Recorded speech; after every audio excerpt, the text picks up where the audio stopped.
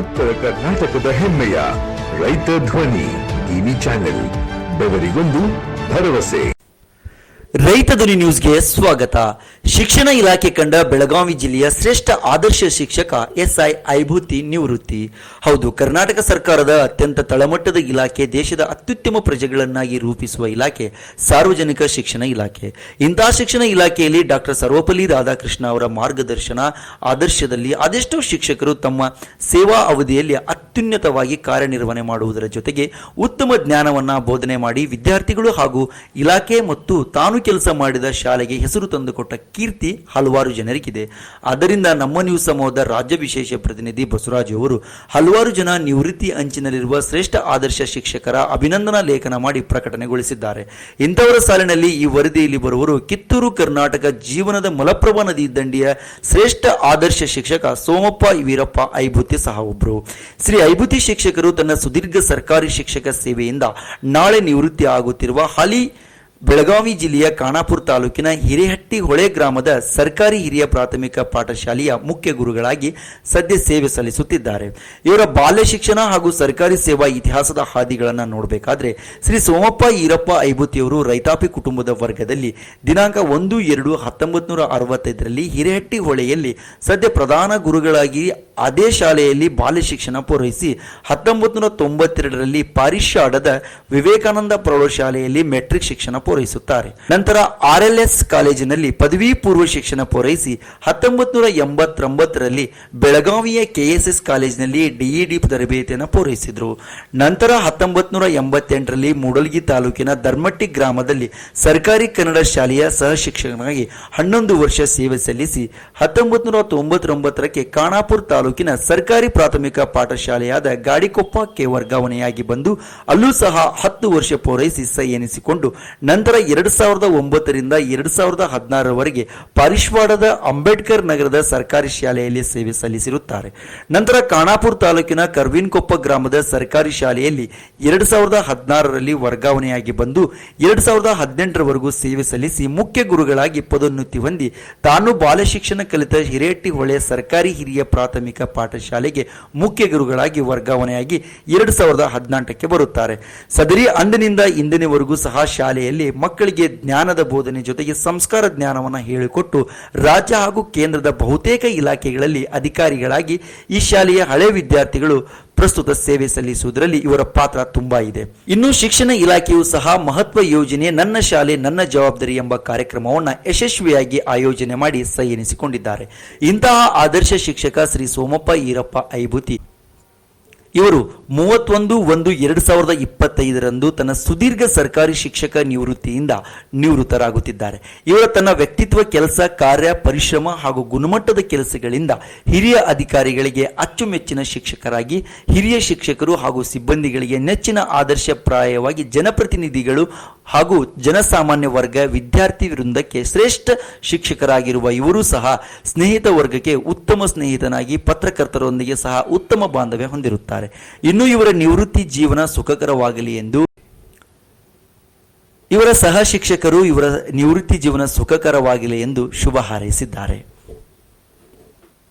ವಿದ್ಯಾರ್ಥಿ ಒಂದು ಸರ್ಕಾರಿ ಶಾಲೆಯಲ್ಲಿ ಓದಿ ಇದೇ ಗ್ರಾಮದಲ್ಲಿ ಹುಟ್ಟಿ ಇದೇ ಗ್ರಾಮದಲ್ಲಿ ಒಂದು ರೀತಿ ವಿದ್ಯಾರ್ಥಿಗೆ ಇದೇ ಗ್ರಾಮದ ಶಾಲೆಯಲ್ಲಿ ವಿದ್ಯಾರ್ಥಿಯಾಗಿ ಎಲ್ಲೆಲ್ಲೋ ಹೋಗಿ ಸರ್ಕಾರಿ ಶಾಲೆಯಲ್ಲಿ ಸೇವೆ ಸಲ್ಲಿಸಿ ನಂತರ ಅದೇ ಗ್ರಾಮದ ಹಳೆ ವಿದ್ಯಾರ್ಥಿ ಅದೇ ಗ್ರಾಮದ ಶಾಲೆಗೆ ಮುಖ್ಯೋಪಾಧ್ಯಾಯಗಿ ಬಂದು ಅದೇ ಗ್ರಾಮದಲ್ಲಿ ಕೆಲವೇ ದಿನಗಳಲ್ಲಿ ನಿವೃತ್ತಿ ಆಗ್ತಾವ್ರೆ. ಇದ್ರ ನಿಮಿತ್ತ ಸಾಕಷ್ಟು ನನ್ನ ಶಾಲೆ ನನ್ನ ಜವಾಬ್ದಾರಿ ನಿಮಿತ್ತ ಸಾಕಷ್ಟು ಹಳೆ ವಿದ್ಯಾರ್ಥಿಗಳ ಸಂಗಮ ಮಾಡಿದ್ರು. ಒಂದು ರೀತಿ ಸಾಕಷ್ಟು ಅವಿಸ್ಮರಣೀಯ ಘಟನೆ. ಈ ಬಗ್ಗೆ ಸ್ವತಃ ಕೆಲವೇ ದಿನಗಳಲ್ಲಿ ನಿವೃತ್ತಿ ಆಗಿರ್ತಕ್ಕಂಥ ಪ್ರಧಾನ ಗುರುಗಳಾಗಿರ್ತಕ್ಕಂಥ ಶ್ರೀ ಸೋಮಪ್ಪ ಐಭೂತಿ ಅವರೇ, ನಮಸ್ತೆ. ನಮಸ್ಕಾರ ಸರ್. ಹೇಳಿ ಸರ್, ಈ ಗ್ರಾಮದಲ್ಲಿ ಹುಡ್ತೀರಾ ನೀವು, ಇಲ್ಲೇ ಶಾಲೆಗೆ ವಿದ್ಯಾರ್ಥಿ ಆಗಿರ್ತೀರಾ, ಈ ಸಂದರ್ಭದಲ್ಲಿ ನೀವೇನ್ ಕನ್ಸ್ಕೊಂಡಿದ್ರಾ? ಇಲ್ಲ, ಇದು ನಮ್ಮ ಭಾಗ್ಯ ಅಂತ ಹೇಳ್ಕೋದ್ರಿ. ಯಾಕಂದ್ರ ನಾವು ಇದೇ ಗ್ರಾಮದಲ್ಲಿ ಜನನ ಮತ್ತೆ ಇದೇ ಶಾಲೆ ಒಳಗೆ ಇದೇ ಊರಿನೊಳಗೆ ಶಿಕ್ಷಣವನ್ನ ಪ್ರೈಮರಿಯಿಂದ ಶಿಕ್ಷಣವನ್ನ ಇಲ್ಲೇ ಪಡೆದು ಈಗ ಕೊನೆ ಹಂತದೊಳಗ ಸುಮಾರು 6 ವರ್ಷದಿಂದ ಮುಖ್ಯೋಪಾಧ್ಯಾಯರಾಗಿ ಸೇವೆ ಸಲ್ಲಿಸುವ ಭಾಗ್ಯ ನನ್ನದಾಗಿತ್ತು. ಕೊನೆಯದಾಗಿ ಇನ್ನು ಕೆಲವೇ ದಿನಗಳಲ್ಲಿ ನನ್ನ ಸೇವೆಯಿಂದ ನಿವೃತ್ತರಾಗುವ ಪ್ರಸಂಗ ಬಂದಿದೆ. ಆದ್ರೂ ಸಹಿತ ಈ ಒಂದು ಸರ್ಕಾರದ ಮಹತ್ವಾಕಾಂಕ್ಷಿ ಯೋಜನೆಯಾದ ನನ್ನ ಶಾಲೆ ನನ್ನ ಜವಾಬ್ದಾರಿ ಅಡಿಯೊಳಗ ನಾ ಏನಾರು ಮಾಡಿಕ್ಯಾರ ನನ್ನ ಸ್ನೇಹಿತರು, ನಮ್ಮ ಬಂಧು ಬಳಗ, ನಮ್ಮ ಊರಿನ ಸಾಧಕರು ಅವನ್ನೆಲ್ಲ ಸೇರಿಸಿಕೊಂಡೆ ಒಂದು ನಮ್ಮ ಶಾಲೆಗೆ ಏನಾದರೂ ಸಹಾಯವನ್ನ ಪಡಿಬೇಕಂತ ಇಚ್ಛೆ ಮಾಡಿದಾಗ ನಮ್ಮ ಸರ್ಕಾರದವರು ಇದೇ ವೇಳೆಗೆ ಒಂದು ಯೋಜನೆಯನ್ನು ತಂದ್ರು. ನಮ್ಮ ಶಿಕ್ಷಣ ಸಚಿವರಾದ ಶ್ರೀಮಾನ್ ಮಧು ಬಂಗಾರಪ್ಪನವರು ಅವರ ಆಶಯದಂತೆ ನನಗೆ ಒಂದು ದೊಡ್ಡ ಒಂದು ಸಪೋರ್ಟ್ ಆಗಿತ್ತು. ಜನರಲ್ಲಿ, ನಮ್ಮ ವಿದ್ಯಾರ್ಥಿಗಳಲ್ಲಿ, ಹಿಂದಿನ ಸಾಧಕರಲ್ಲಿ ಒಂದು ನಮ್ಮ ಶಾಲೆಗೆ ಏನಾದರೂ ಸಹಾಯವನ್ನು ಸಹಕಾರವನ್ನು ನೀಡಿ ಅಂತ ಕೇಳಲಿಕ್ಕೆ ನಮಗ ದೊಡ್ಡ ಒಂದು ಅಸ್ತ್ರವಾಗಿ ಕೊಟ್ಟರು. ಅದನ್ನ ನಾನು ಎಲ್ಲ ನಮ್ಮ ಸ್ನೇಹಿತರಿಗೆ, ನಮ್ಮ ಗುರು ಬಳಗದಿಂದ ಜೊತೆಯಾಗಿ ಹಾಗೂ ನಮ್ಮ SDMC ಅವರ ಸಹಕಾರದಿಂದ ಗ್ರಾಮ ಪಂಚಾಯಿತಿಯ ಸದಸ್ಯರು, ಅಧ್ಯಕ್ಷರು ಎಲ್ಲ ಒಡಗೂಡಿ ಜನರಿಗೆ ನಾವು ಈ ವಿಷಯದ ಬಗ್ಗೆ ತಿಳಿಸಿದಾಗ ಆ ಸಲ ನಾವು ನಮ್ಮ ಬೆಂಬಲವನ್ನ ನಿಮಗೆ ಕೊಡ್ತಾ ಇದ್ದೀವಿ. ನಮ್ಮ ನಮಗ ಏನಿಲ್ಲೂ ಸಹಿತ ಹೂವಿನ ಪಕ್ಕಳಿವನ್ನು ನೀಡ್ತೀವಿ ಅನ್ನುವಂಥ ನಮಗ ಒಂದು ಭರವಸೆ ಕೊಟ್ಟರು. ಆ ಭರವಸೆಯಿಂದ ನಮ್ಮ ಶಾಲೆಗೆ ಮದತನ್ನು ಮಾಡಿದ್ದಾರೆ. ಅವರ ಸಹಕಾರದಿಂದ ಈ ಶಾಲೆ ಅಭಿವೃದ್ಧಿ ಹೊಂದಲು ಮತ್ತೆ ಶೃಂಗಾರ ಹೊಂದಲು ಇಂತಹ ಗಣ್ಯಮಾನ್ಯರಿಗೆ ಈ ಒಂದು ಸಂದರ್ಭದಲ್ಲಿ ಸನ್ಮಾನಿಸುವಂತ ಯೋಗ ನಮಗ್ ಬಂದಿದೆ. ಅದಕ್ಕಾಗಿ ನಮ್ಮ ಎಲ್ಲ ಗ್ರಾಮಸ್ಥರಿಗೆ, ಹಿರಿಯರಿಗೆ ಹಾಗೂ ನಮ್ಮ ಮಾಜಿ ವಿದ್ಯಾರ್ಥಿಗಳಿಗೆ ನನ್ನ ಒಂದು ಮನಪೂರ್ವಕವಾದ ನಮನವನ್ನ ಸಲ್ಲಿಸ್ತಾ ಇದ್ದೀನಿ. ಸರ್, ನಿಮ್ಮ ವೃತ್ತಿ ಜೀವನದ ಬಗ್ಗೆ ಏನಂತದೆ? ಇಲ್ಲ, ನಾನು ಸುಮಾರು ಸವಿ ನೆನಪುಗಳು ಅಂದಾಗ ನಾನು ಈ ಹಿಂದೆ ಗೋಕಾಕ್ ತಾಲೂಕು ಮೂಡಲಗಿಯಲ್ಲಿ ಸೇವೆಯನ್ನು ಸಲ್ಲಿಸುತ್ತಿರುವಾಗ ನನಗೂ ಅನಿಸಿತು. ಆದರೂ ನಮ್ಮ ಊರಿಗೆ ಬಂದಾಗ ಸಮೀಪ ಬಂದ್ರೆ ನಾನು ನಮ್ಮ ಊರು ನಾ ಕಲಿತ ಶಾಲೆ ಒಳಗೆ ಏನಾದರೂ ಒಂದು ಗುರುತಿಸಿಕೊಳ್ಳುವಂಥ ಕೆಲಸವನ್ನು ಮಾಡಬೇಕು ಅನ್ನೋಂಥ ಆಸೆ ಇತ್ತು. ಅದು ಈಗ ಒಂದು ಅವಕಾಶ ಸಿಕ್ಕಿತಿ. ಈ ಅವಕಾಶವನ್ನು ನಮಗೆಲ್ಲ ಬಳಸ್ಕೊಳ್ಳಲಿಕ್ಕೆ ನಮ್ಮ ಊರಿನ ಜನ ನಮಗೆ ಅವಕಾಶ ಕೊಟ್ಟರು. ಅದಕ್ಕಾಗಿ ಅವರು ನಾನು ತುಂಬಾ ತುಂಬಾ ತುಂಬಾ ಋಣಿಯಾಗಿದ್ದೇನೆ. ನಮ್ಮ ಈ ಒಂದು ಗ್ರಾಮ ನಮ್ಮ ತಾಯಿಯವ್ರದ್ದು ಜೊತೆಯಾಗಿ ಹುಟ್ಟೂರು, ನಮ್ಮ ಅಜ್ಜಿಯವರು ಹುಟ್ಟೂರು, ಹಾಗೂ ನಮ್ಮ ಕುಟುಂಬ ಶ್ರೀಮತಿಯವರು ಸಹಿತ, ನಮ್ಮ ಸಹೋದರರು ಮಿಸೆಸ್ಗಳು ಸಹಿತ ಇದೇ ಊರು ಇರೋದ್ರಿಂದ ನಮಗ ಏನಾಯ್ತಪ್ಪ ಅಂದ್ರೆ ಈ ಊರಿನಲ್ಲಿ ಎಲ್ಲರೂ ಆತ್ಮೀಯರಾಗಿ ಅತ್ಯಂತ ನನ್ನ ಗೌರವಯುತವಾಗಿ ಕಂಡಿದ್ದಾರೆ. ಅದಕ್ಕೆ ಆ ಊರಿನ ಜನರಿಗೆ ನಾನು ಎಷ್ಟು ಗೌರವವನ್ನು ಸಲ್ಲಿಸುವ ಸಹಿತ ನಾನು ಅದರಿಂದ ಬಹಳಷ್ಟು ಪ್ರೇರೇಪಿತವಾಗಿ ಅವರಿಗೆ ನಾನು ಚಿರಋಣಿಯಾಗಿರ್ತೇನೆ. ನಾವು 1962ರಲ್ಲಿ ಹುಟ್ಟಿದ 65 ವಿಶೇಷವಾಗಿ ನೀವು ಬಾಲ್ಯ ಶಿಕ್ಷಣಕ್ಕೆ ಸೇರ್ತಿಲ್ಲ, ಚಿಕ್ಕ ವಯಸ್ಸಲ್ಲಿ ಇದೇ ಸ್ಕೂಲಲ್ಲೇ ಓದ್ತಾ ಒಂದು ಬಾಲ್ಯ ಶಿಕ್ಷಣ ಪೂರೈಸಿದ್ರು. ಹೌದ್ರಿ. ಅವೇ ಕನ್ಸ್ಕೊಂಡಿದ್ರ ನೀವು, ನಾನು ಶಿಕ್ಷಕ ಆಗ್ತೀನಿ ಮತ್ತೆ ಇದೇ ಸ್ಕೂಲಲ್ಲೇ ಮುಖ್ಯ ಗುರುಗಳಾಗಿ ಬರ್ತೀನಿ ಮತ್ತೆ ನಿವೃತ್ತಿ ಆಗ್ತೀನಿ ಅಂತ? ಇಲ್ಲ, ನಮಗೊಂದು ಹೆಮ್ಮೆ ಅನಿಸ್ತಾ ಇದು. ನಮ್ಮ ಗುರುಗಳು ಅವರು ಡ್ರೆಸ್, ಅವರು ಕೋಟ, ಅವ್ರ ಟೊಪ್ಪಿಗೆ ನೋಡಿ ಸಮಾಜದೊಳಗೆ ದೊಡ್ಡ ಗೌರವ ಇತ್ತು. ಹಿಂದಿನ ಶಿಕ್ಷಕರಿಗೆ ಸಮಾಜದಲ್ಲಿ ಅವ್ರ ಊರೊಳಗೆ ಹೋಗ್ಬೇಕಾದ್ರೆ ಮಕ್ಕಳಾಗ್ಲಿ, ಹಿರಿಯರಾಗಲಿ, ಹೆಣ್ಣು ಮಕ್ಕಳಾಗಲಿ ಅವ್ರಿಗೆ ಗೌರವವನ್ನು ಕೊಡುತ್ತಂತ ನೋಡಿ ನಮಗೂ ಏನು ಅನಿಸ್ತದು, ನೋಡ್ರಿ ನಾವೊಂದು ಮುಂದೊಂದು ದಿನ ಇಂಥ ಒಂದು ಸ್ಥಾನ ಪಡೆದುಕೊಂಡ್ರೆ ಹೇಗೆ ಅನ್ನುವಂಥ ನಮಗೂ ಮನುಷ್ಯನೊಳಗೆ ಆಗ್ತದೆ. ಯಾಕಂದ್ರೆ ಅವ್ರಿಗೆ ನಮ್ಮ ಸಮಾಜದಲ್ಲಿ ಶಿಕ್ಷಕರಿಗೆ ನೀಡುವ ಗೌರವ ಬಹಳ ದೊಡ್ಡ ಪ್ರಮಾಣದಲ್ಲಿ ಇತ್ತು. ಅದನ್ನೆಲ್ಲ ನೋಡಿ ನಾವು ಒಂದು ದಿವಸ ಹೀಗೆ ಯಾಕೆ ಆಗಬಾರ್ದು ಅನ್ನುವಂಥ ಮನಸ್ಸ ನಮ್ಮಲ್ಲಿಯೂ ಯಾವಾಗ ಆಸೆ ಪಡ್ತಾ ಇತ್ತು. ಓಕೆ ಸರ್, ಸಾಕಷ್ಟು ಒಂದು ರೀತಿ SLC ತಾವು ಪೂರೈಸ್ತೀರಾ? Yes sir. ಪಾಲಿಶ್ವಾಡದಲ್ಲಿ SLC ಪೂರೈಸ್ತೀರಾ? ಹೌದ್ರಿ. ಯಾವುದೇ ಒಬ್ಬ ವಿದ್ಯಾರ್ಥಿ ಒಂದು ರೀತಿ ಗೋಲ್ ಸೆಟ್ ತನ್ನ ಜೀವನದ ಗುರಿ ಸೆಟ್ ಮಾಡ್ತಕ್ಕಂಥದ್ದು SLC ಆಗಂತ, ಅವಾಗ ಏನಾದ್ರು ಶಿಕ್ಷಕ ಆಗ್ತೀನಿ ಅಂತ ಏನಾದ್ರು ನಿರ್ದಿಷ್ಟವಾಗಿ ಶಿಕ್ಷಕ ಆಗ್ತೀನಿ ಅಂತ ಏನಾದ್ರು ಗುರಿ ಸೆಟ್ ಮಾಡ್ಕೊಂಡಿದ್ರು? ನಾವು ಆ ಟೈಪ್ ಏನೋ ಇರೋಕ್ಕಿಲ್ಲ, ಆದ್ರೂ ಒಂದು ಸಾಧನೆ, ಏನಾರ ಒಂದು ಸಾಧನೆ ಮಾಡಬೇಕು ಅನ್ನೋ ಒಂದು ಆಸೆ ಇತ್ತು. ಒಳ್ಳೆಯ ಶಿಕ್ಷಣವನ್ನು ಪಡೆದು ನಮ್ಮ ಮನೆತನಕ, ಊರಿಗೆ, ನಮ್ಮ ಒಂದು ದೇಶಕ್ಕೆ ಏನಾದರೂ ನಮ್ಮಿಂದ ಕೊಡುಗೆ ಆಗಲಿ ಅನ್ನೋದು ಆಶಾಭಾವನೆ ಇತ್ತು. ಆ ರೀತಿಯಲ್ಲಿ ಮೊದಲು ಶಿಕ್ಷಣವನ್ನ ಪಡಿಬೇಕು, ಪಡೆದ ನಂತರ ನಾವು ಮುಂದಿನ ದಾರಿಯನ್ನ ಪಡ್ಕೋಬೇಕು ಅನ್ನುವಂಥದ್ದು ನಮ್ಮಲ್ಲಿತ್ತು. ಓಕೆ ಸರ್, ಆನಂತರ ತಾವು ಎಲ್ಲಾ ಕಡೆ ಕಾರ್ಯನಿರ್ವಹಿಸಿ 11 ವರ್ಷ ಎಲ್ಲ ಮೂಲಿಗೆ ಕೆಲಸ ಮಾಡ್ತೀರಾ, 10 ವರ್ಷ ಇಲ್ಲಿ ಕೆಲಸ ಮಾಡ್ತೀರಾ, ಆನಂತರ ಒಂದು 2-3 ವರ್ಷ ಇಲ್ಲೇ ಬಾಲಿಶ್ವಾಡ ಮತ್ತೆ ಕಲ್ಕೊಪ್ಪ ಕೆಲಸ ಮಾಡ್ತೀರಾ, ಆನಂತರ ಗಾಡಿಕೊಪ್ಪ ಕೆಲಸ ಮಾಡ್ತೀರಾ, ಇಲ್ಲಿಗೆ ಬರ್ತೀರಾ. ವಿಶೇಷವಾಗಿ ಏನ್ ಅನ್ಸ್ತದೆ ಸರ್, ಸಾಕಷ್ಟು ಎಲ್ಲಾ ಶಾಲೆಗೂ ಒಂದ್ಸಲಿ ನೇಚರ್ಗೂ ಈ ಕೊನೆ ಒಂದು ರೀತಿ ವೃತ್ತಿ ಜೀವನದ ಕೊನೆ ಇಲ್ಲಿ ಇಲ್ಲಿ ಕೆಲಸ ಮಾಡ್ತಾ ಇದ್ರಲ್ಲ, ಇಲ್ಲಿಗೂ ಏನ್ ಡಿಫ್ರೆನ್ಸ್ ಇದೆ? ಈ ನೋಡ್ರಿ, ನಮ್ಮ ಎಲ್ಲ ಬಾಲ್ಯ ಸ್ನೇಹಿತರು ಸುಮಾರವಾಗಿ ನಮಗೆಲ್ಲ 50 ವರ್ಷದಿಂದ ಮೇಲ್ಪಟ್ಟರಲ್ಲಿ ಎಲ್ಲರೂ ನಮಗೆ ಆತ್ಮೀಯರು. ಹಾಗೆ ಈ ಹಿರಿಯರು ಸಹಿತ ನಮಗೆ ಏನ್ ಮಾಡ್ತಾರಪ್ಪ ಅಂದ್ರೆ, ಸುಮಾರು ನಮಗೀಗ 60 ವರ್ಷ ಆದ್ರೂ ಸಹಿತ ನಮ್ಗಿಂತ ಮ್ಯಾಕ್ಸಿಮಮ್ 20 ವರ್ಷ ಜಾಸ್ತಿ ಇದ್ದವರು ಸಹಿತ ನಮ್ಗೆ ಸಲಿಗೆ ಇತ್ತು.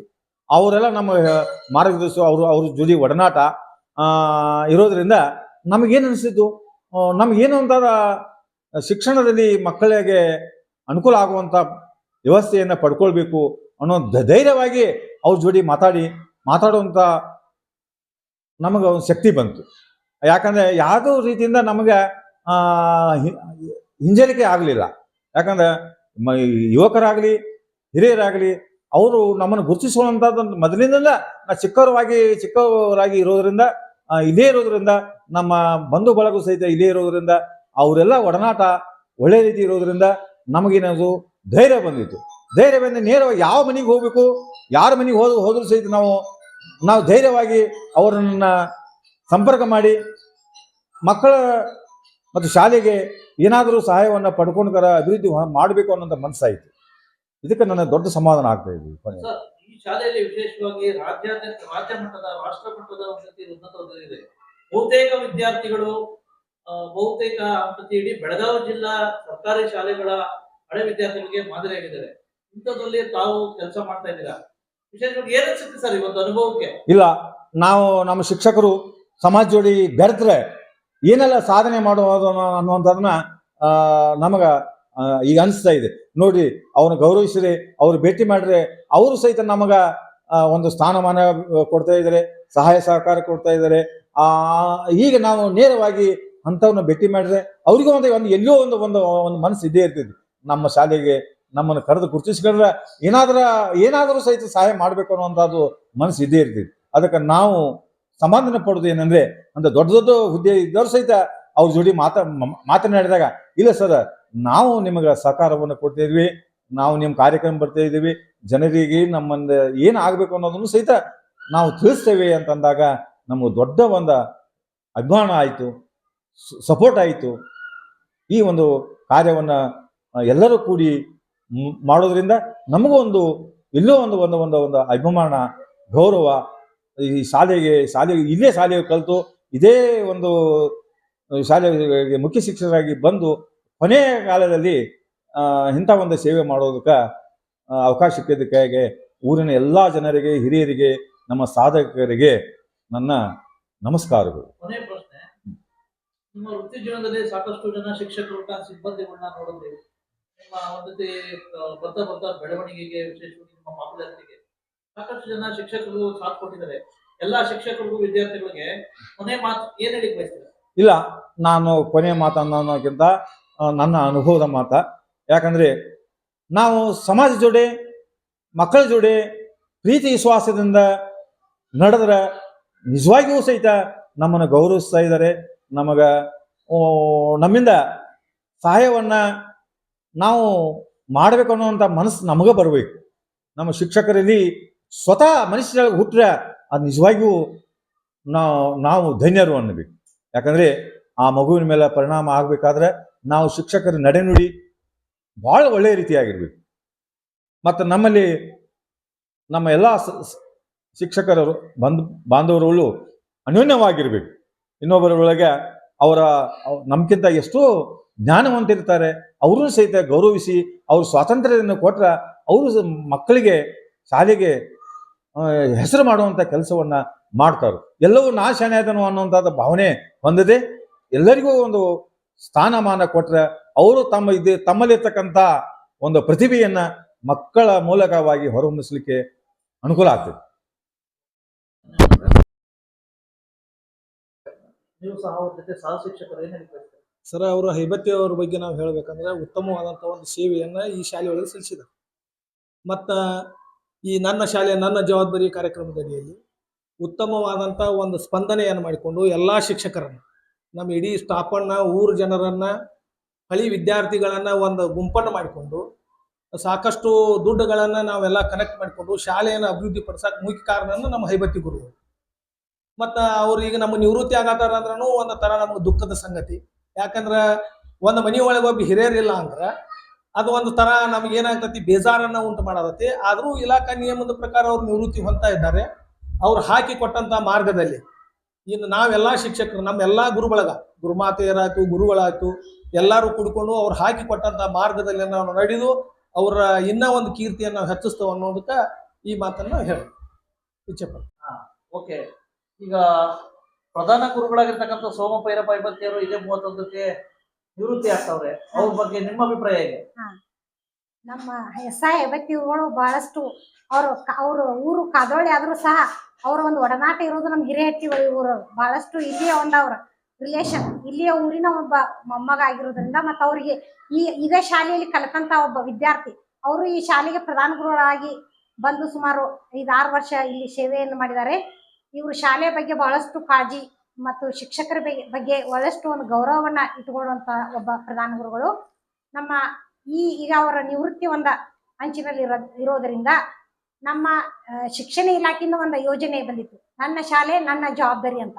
ಆ ಒಂದು ಯೋಜನೆಯ ಮೂಲಕ ನಾವು ಒಂದು ಶಾಲೆಗೆ ಒಂದು ಶಿಕ್ಷಣವನ್ನು ಗುಣಮಟ್ಟ ಎತ್ತರಿಸಬೇಕು, ಮಕ್ಕಳಿಗೆ ಒಳ್ಳೆ ಇನ್ನಷ್ಟು ಸರ್ಕಾರದಿಂದ ಬರುವಂತ ಸೌಲಭ್ಯಗಳ ಜೊತೆಗೆ ಜನರಿಂದ, ಸಾರ್ವಜನಿಕರಿಂದ ಸ್ವಲ್ಪ ಆರ್ಥಿಕ ಒಂದು ನೆರವನ್ನು ಪಡ್ಕೊಂಡು ಇನ್ನಷ್ಟು ಶಾಲೆಯನ್ನ ಸುಧಾರಿಸಿ ಮಕ್ಕಳಿಗೆ ಗುಣಮಟ್ಟದ ಶಿಕ್ಷಣವನ್ನ ಪಡ್ಕೊಳ್ಬೇಕಂತೇಳಿ ನಮ್ಮ ಪ್ರಧಾನ ಗುರುಗಳು ಮತ್ತು ಸಹ ಶಿಕ್ಷಕರ ಒಂದು ಸಹಕಾರದೊಂದಿಗೆ ಊರಿನ ಎಲ್ಲಾ ಜನರೊಂದಿಗೆ ಹೋಗಿ ಭೇಟಿ ಮಾಡಿ ಅವರೊಂದಿಗೆ ಎಲ್ಲಾ ವಿಷಯಗಳನ್ನ ಈ ರೀತಿ ನಾವು ಮಾಡ್ತಾ ಇದ್ದೇವೆ, ಅದಕ್ಕೆ ನಿಮ್ಮ ನೆರವು ಸಹಾಯ ಸಹಕಾರ ಬೇಕಂತ ಪ್ರತಿನಿತ್ಯ ಸರ್, ನಮ್ಮ ಹಿರಿಯ ಶಿಕ್ಷಕರಂತ BR ಹೆಬ್ಳಿ ಗುರುಗಳು ಎಲ್ಲರೂ ಜನರ ಜೊತೆ ಒಂದು ಒಳ್ಳೆಯ ಸಂಪರ್ಕವನ್ನು ಹೊಂದಿ ಆ ಜನರಿಂದ ಈ ನಮ್ಮ ಶಾಲೆಗೆ ನೀವು ನೆರವು ನೀಡಬೇಕು ಅಂತ ಹೇಳಿ ಕೇಳ್ಕೊಂಡಾಗ ಎಲ್ಲಾ ಜನರು ಬಹಳಷ್ಟು ಒಂದು ಆರ್ಥಿಕ ಸಹಾಯ ಮಾಡಿದ್ದಾರೆ.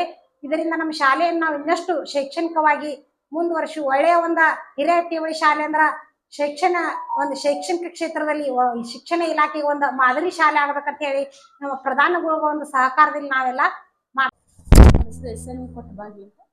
ಹೇಳಿ ಮೇಡಮ್. ಈಗ ಪ್ರಧಾನ ಗುರುಗಳಾಗಿರ್ತಕ್ಕಂಥ ಐಬತ್ತಿ ಸರ್ ನಿವೃತ್ತಿ ಆಗ್ತಾರೆ, ತಾವು ಏನಿಗೆ ಬಯಸ್ತಾರೆ? ಏನಿಲ್ಲ, ಅವ್ರ ಬಗ್ಗೆ ನಮ್ಮ ಹೆಡ್ ಮಾಸ್ಟರ್ ಅಂದ್ರೆ ಅವ್ರ ಮುಖ್ಯೋಪಾಧ್ಯಾಯರ ಬಗ್ಗೆ ಹೇಳ್ಬೇಕಂದ್ರೆ ತುಂಬಾ ಸಹೃದಯಿ ಅವರು.